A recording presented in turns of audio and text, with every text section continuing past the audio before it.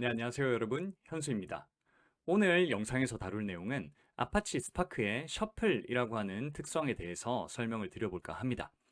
자, 셔플이라고 하면 일반적으로 카드 놀이 같은 것을 할 때 카드 덱을 무작위로 섞는 그런 행위를 셔플이라고 많이 하죠. 그런 것처럼 아파치 스파크에서도 데이터 처리를 할 때 데이터가 섞이게 되는 셔플이라고 하는 과정이 일어나게 되는데, 스파크 작업상에서 셔플이라는 특성이 어떨 때 일어나고 어떠한 특성들이 있는지, 그런 것들에 대해서 전반적인 내용을 쭉 설명드려볼까 합니다. 자, 그 전에 스파크가 어떤 식으로 작업이 진행되는지 보도록 할게요.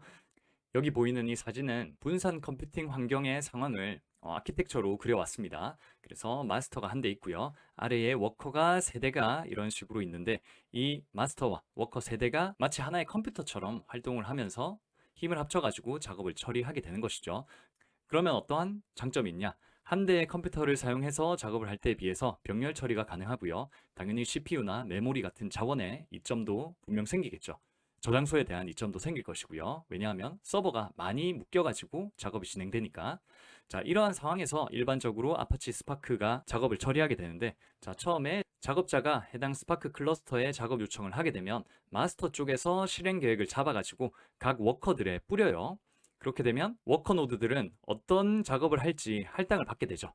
그런 상황에서 처리 대상이 되는 데이터들이 워커 노드에 분산이 되어서 저장이 되고요. 이걸 기반으로 해서 워커들은 작업을 한 다음에 그 결과를 다시 마스터로 돌려주게 되고, 결과를 취합해서 최종적으로 사용자에게 결과를 전달하게 됩니다.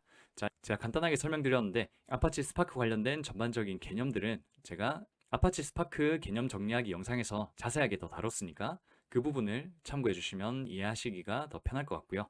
우선은 이렇게 작업이 되는 상황인데, 중요한 거는 작업 요청이 들어오게 되면 작업이 되어야 될 데이터들이 각 워커들에 분산되어 가지고 저장이 된다는 겁니다. 자, 그럼 생각해 볼게요. 첫 번째 워커에 1에서 10까지 저장이 되어 있고요. 두 번째는 11에서 20까지, 세 번째는 21에서 30까지 이렇게 저장이 되어 있습니다.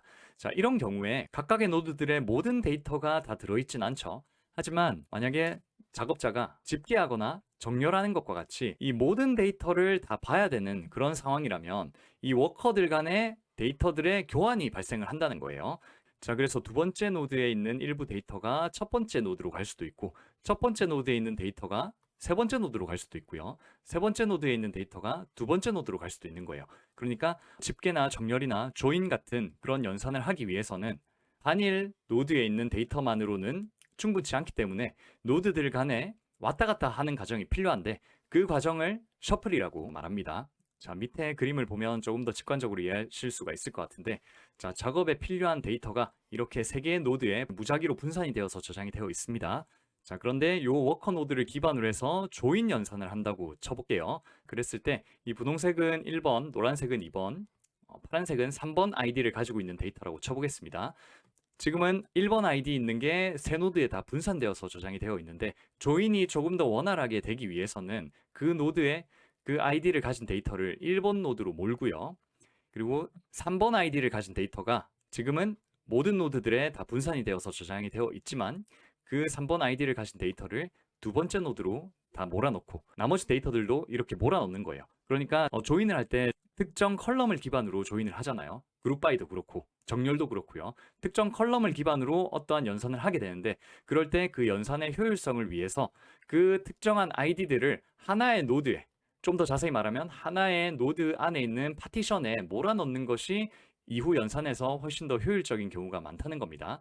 그렇기 때문에 스파크는 내부적으로 처음에는 이렇게 아무렇게나 아이디들이 저장이 되어 있다고 하더라도 특정 연산을 만나게 되면 데이터가 다른 노드에 걸쳐서 뒤섞이는 과정이 필요해요. 그 과정을 바로 셔플이라고 말하고요. 그 셔플이 많이 일어나게 되면 당연히 노드들끼리의 데이터 이동이 잦아지기 때문에 성능에 영향을 미치겠죠. 그래서 아파치 스파크로 작업 처리할 때 어떻게 하면 셔플을 최소한으로 줄일 수 있는지, 그거를 항상 고려를 해가지고 스파크 성능 튜닝하거나 코드 튜닝을 많이 하게 되는데요.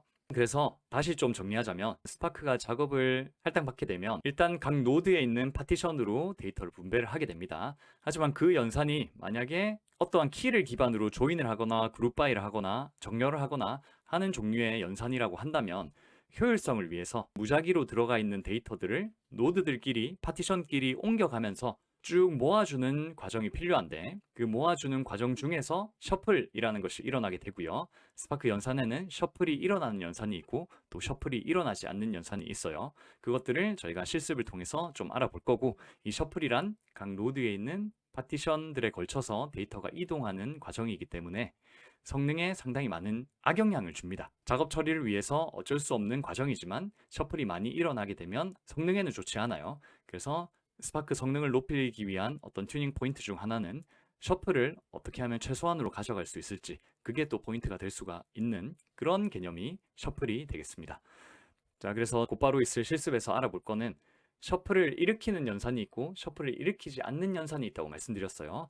셔플을 일으키게 되는 연산을 와이드 트랜스포메이션이라고 하고요. 셔플이 일어나지 않는 그런 연산들을 내로우 트랜스포메이션 종류의 연산이라고 합니다. 자, 이것들 각각을 알아보고 실습해보면서 진짜로 셔플이 일어나는지 안 일어나는지 확인해 볼 수 있도록 하겠습니다. 네, 코랩 노트북에 제가 코드를 다 준비를 해놨어요.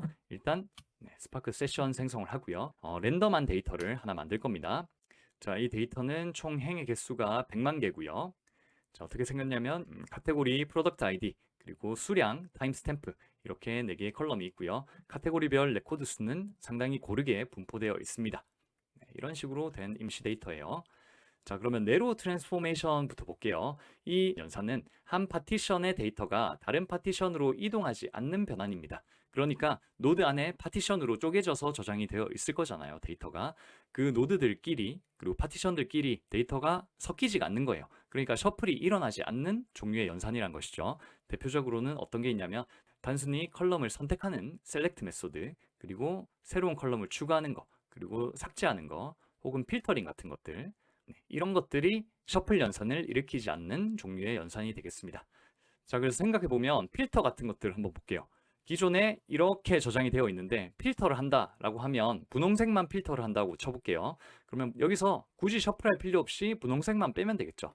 네, 굳이 셔플할 필요 없이 이렇게 필요한 데이터만 빼서 결과를 취합한 다음에 작업자에게 보여주면 되는 부분이라서 파티션 간의 데이터의 섞임이 있을 필요가 없는 겁니다.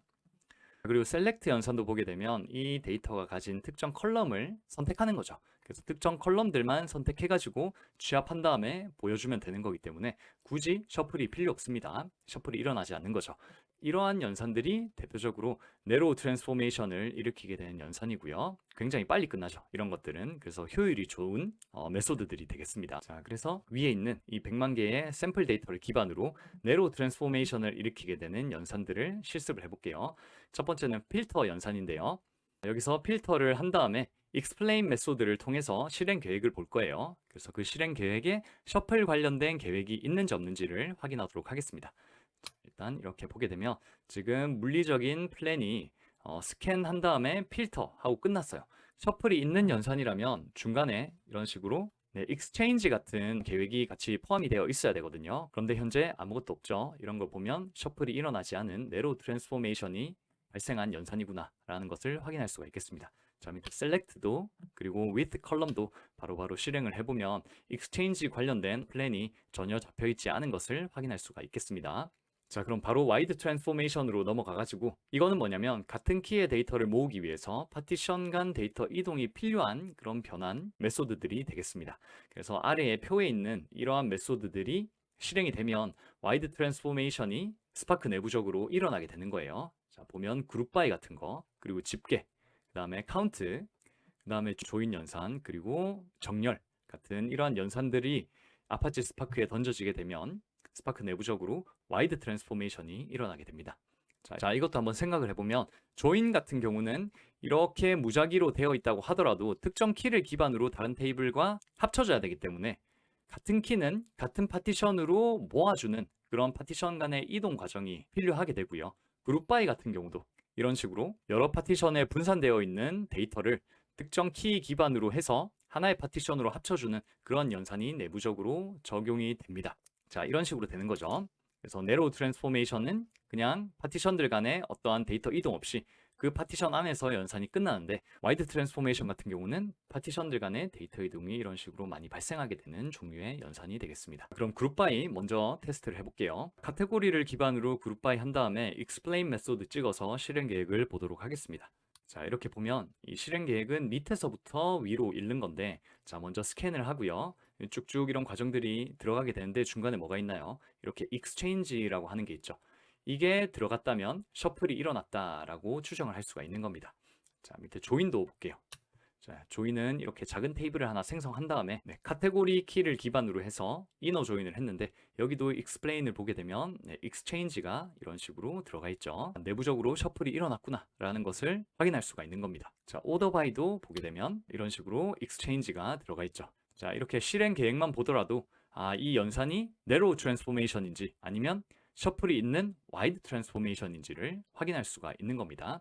그래서 대체적으로 셔플을 발생시키는 종류의 연산들이 훨씬 더 메모리와 CPU를 더 많이 잡아먹고요. 이런 부분을 최적화시키는 것이 스파크 작업을 더 효율적으로 할 수 있게 만드는 중요한 요인이 되겠죠. 자, 그러면 진짜로 셔플이 많이 발생하게 되면 작업 속도가 느려지는지 보도록 하겠습니다. 일단 첫 번째는 뭐냐면 그룹 바이를 카테고리 기반으로 합니다. 이 카테고리는 그냥 A, 그리고 B, C 이렇게 세 개만 있는 거죠.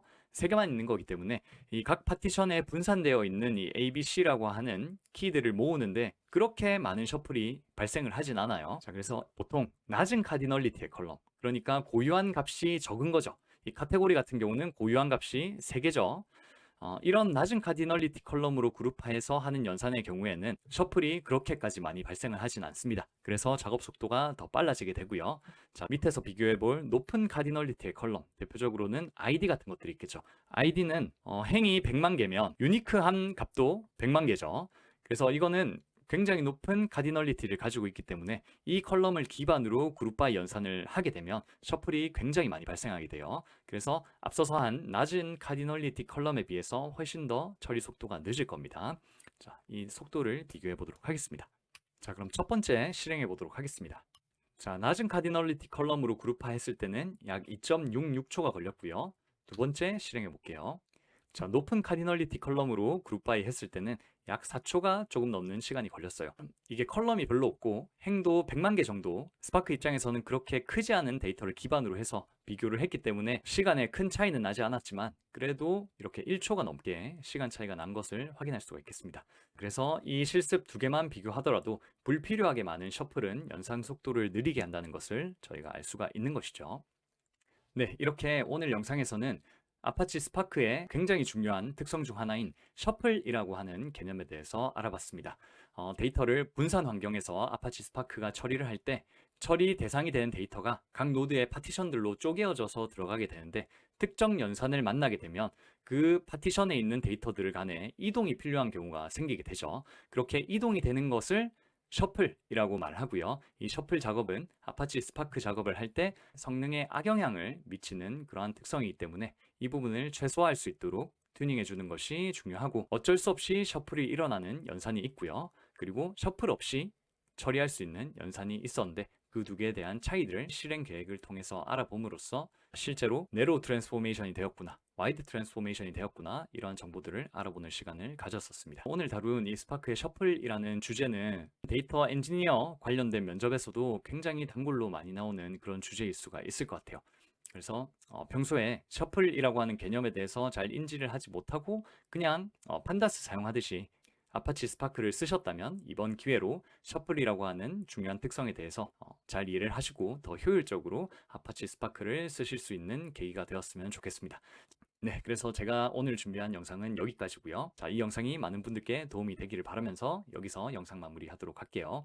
다음에도 더 유용하고 도움되는 정보를 가지고 찾아뵙도록 하겠습니다. 자, 영상이 유용하셨다면 좋아요와 구독 눌러주시고요. 시청해주셔서 감사드립니다.